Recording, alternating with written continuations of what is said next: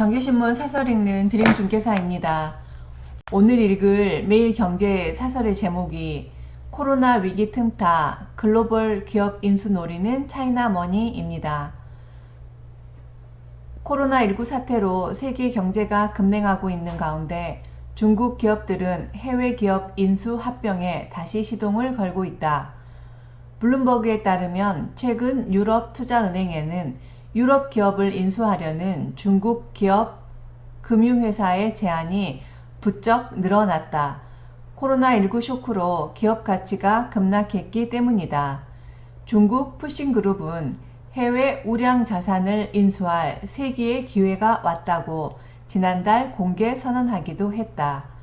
이 그룹은 프랑스 보석 브랜드 줄라 지분 55.4%를 3천만 달러에 매입하기도 했다.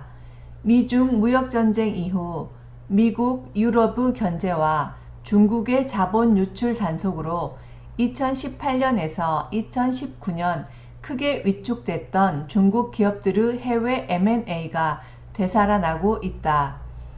중국 국영 기업들이 에너지, 자동차, 인프라스트럭처 등 국가 전략 산업을 목표로 하는 것에서 알 수 있듯 중국 정부도 큰 그림 속에서 이런 해외 M&A를 지원하는 것으로 알려져 있다. 기술, 브랜드 경쟁력을 한순간에 끌어올릴 수 있는 방안이기 때문이다.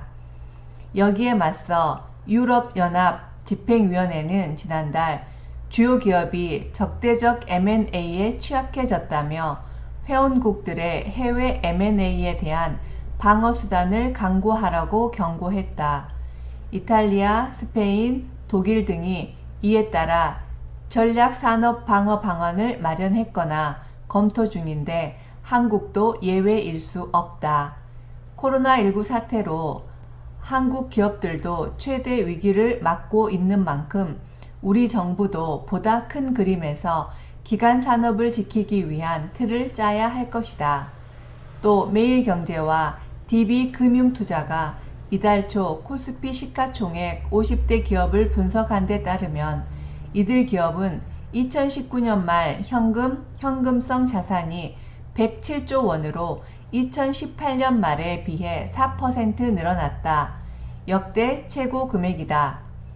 미중 무역 전쟁 등으로 경제가 어려워지자 구조조정, 재고조정 등으로 선제적인 현금 확보에 나선 결과다. 코로나19 충격으로 올해는 대기업 현금 사정도 나빠질 것으로 예상되지만 이런 때일수록 기업들의 실력이 차별화된다.